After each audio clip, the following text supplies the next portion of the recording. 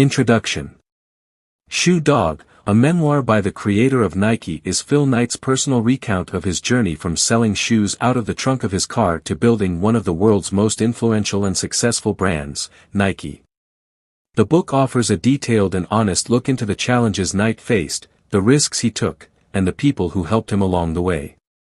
It covers his battles with competitors, financial difficulties, and the drive he had to pursue his crazy idea of selling high-quality running shoes. Knight's story is not only about business but also about perseverance, innovation, and passion. Chapter 1, 1962, The Crazy Idea. Phil Knight, fresh out of business school, embarks on a trip around the world.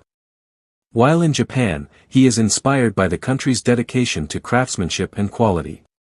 He comes across Onitsuka Company, a Japanese shoe manufacturer known for their Tiger brand sneakers.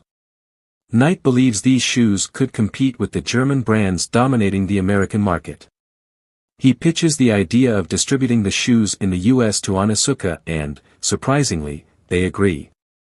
This marks the start of what Knight calls his crazy idea, bringing quality Japanese running shoes to the American market under the company name Blue Ribbon Sports. Chapter 2, The Selling Begins. Back in the United States, Knight starts selling the Onitsuka Tiger shoes from the trunk of his car at track meets. His first year of sales brings in a modest $8,000, but Knight is determined to grow. He enlists the help of his former track coach, Bill Bowerman, who becomes both an investor and a crucial part of the company. Bowerman's innovative ideas, especially regarding shoe design, play a significant role in shaping Blue Ribbon Sports.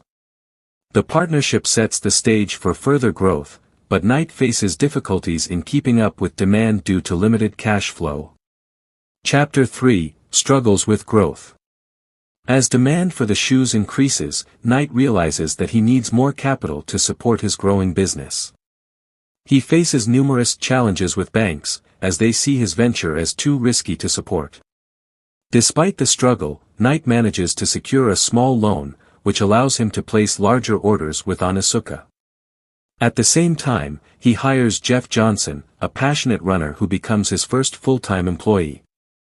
Johnson is instrumental in building customer relationships and developing marketing ideas, helping Blue Ribbon Sports gain a foothold in the market.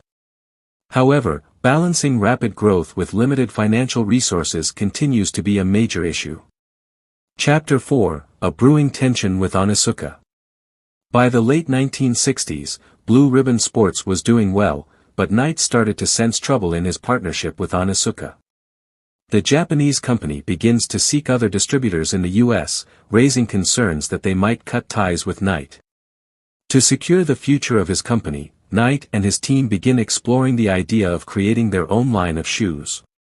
During this period, Bowerman designs a new running shoe prototype that would later become one of Nike's first models. Meanwhile, Knight grapples with how to transition from being a distributor to becoming a brand. Chapter 5, The Birth of Nike. In 1971, as tensions with Onitsuka reached their peak, Knight decided to create his own brand of shoes.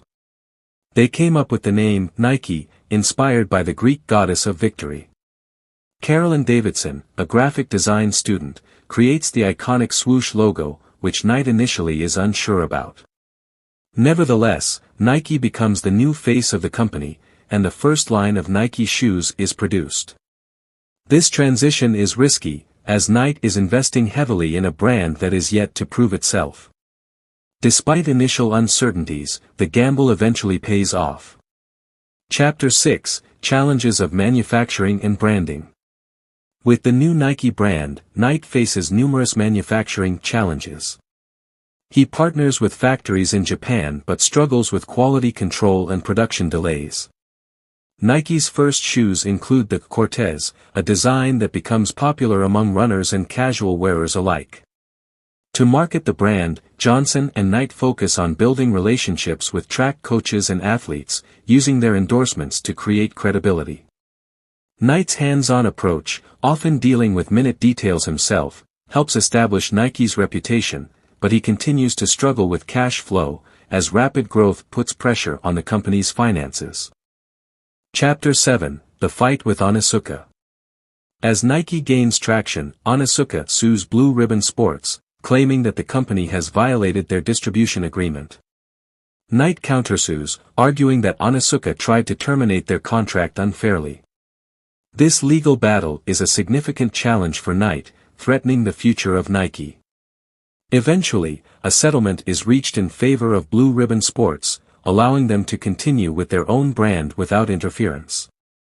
The victory over Onitsuka is a turning point for Nike, allowing Nike to focus fully on growing his own brand without external threats. Chapter 8: Building a Culture of Innovation. By the mid-1970s, Nike started to embrace a culture of constant innovation, driven by Bowerman's relentless quest to improve the performance of running shoes. One of their biggest breakthroughs is the waffle sole, inspired by Bowerman's experimentation with a waffle iron. This innovation leads to the creation of the waffle trainer, which becomes a bestseller and sets Nike apart in the competitive running shoe market.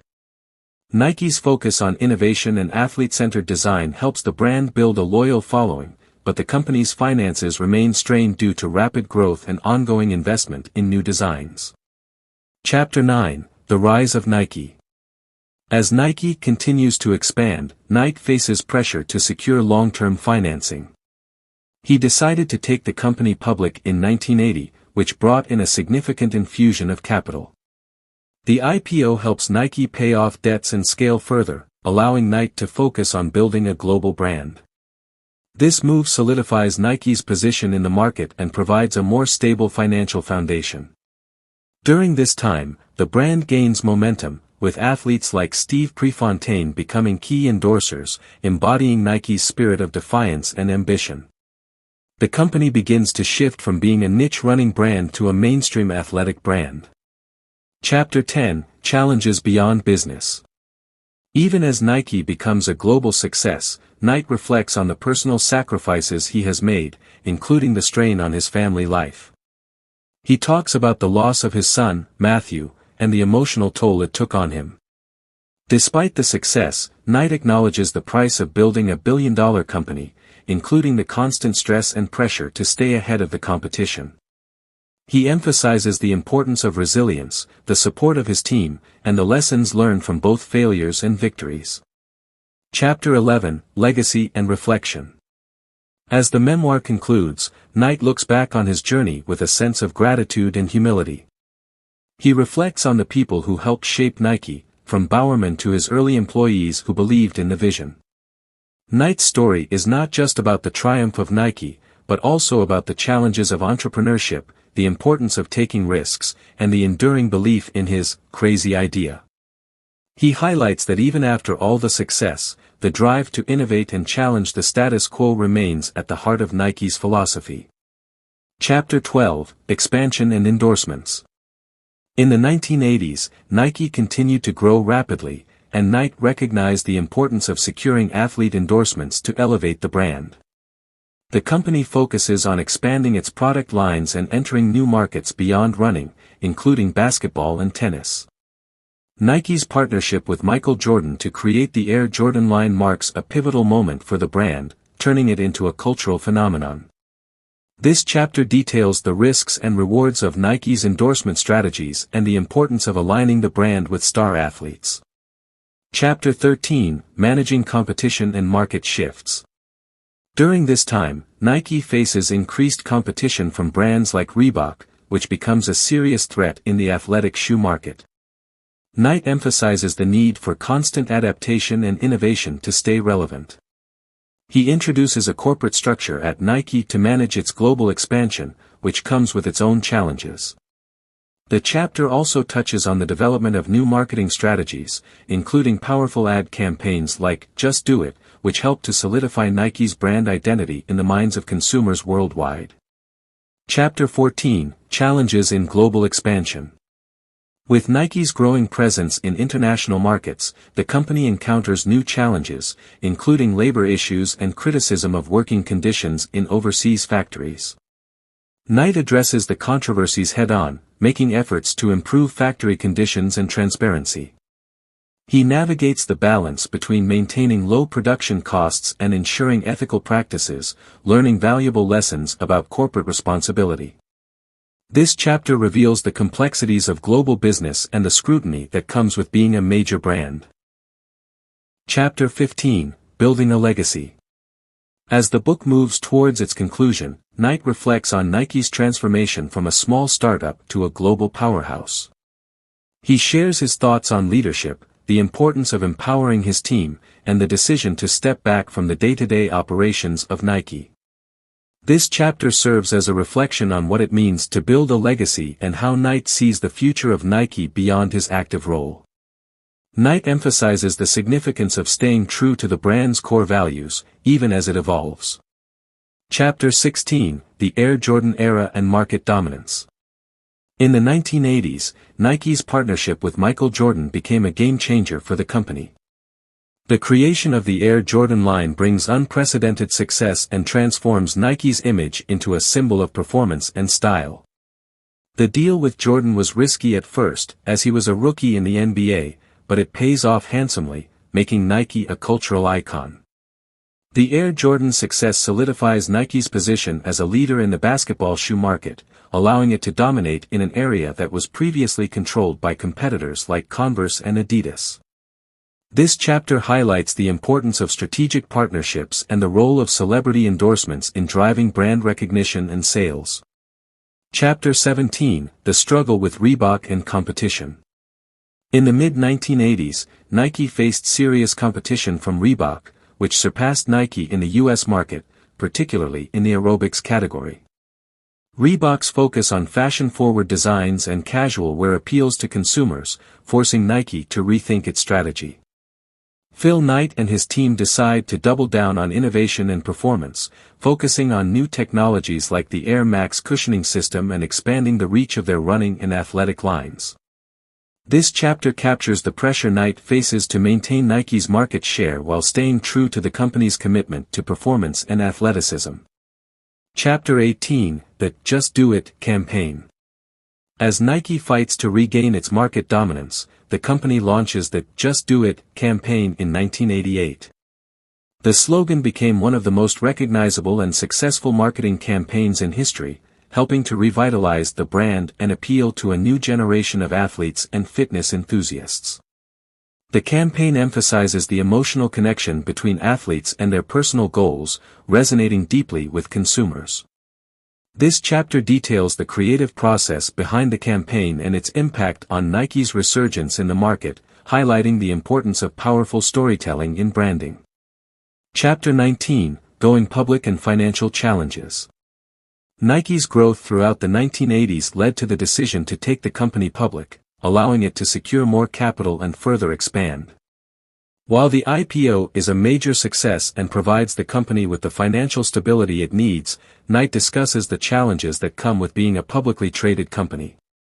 The increased scrutiny from investors and the pressure to deliver consistent financial results force Knight to adjust his approach to management. He focuses on balancing the demands of Wall Street with the innovative spirit that defined Nike's early years. Chapter 20, Global Expansion and Manufacturing Challenges. As Nike becomes a global brand, expanding into new markets across Europe and Asia, it faces challenges related to manufacturing practices in developing countries. Nike is criticized for poor working conditions in its overseas factories, leading to protests and negative media coverage. Knight addresses these issues by implementing new standards for factory conditions and transparency, understanding that brand reputation is crucial to long-term success. He shares how this period of backlash forced the company to become more socially responsible and laid the groundwork for Nike's future initiatives in corporate responsibility.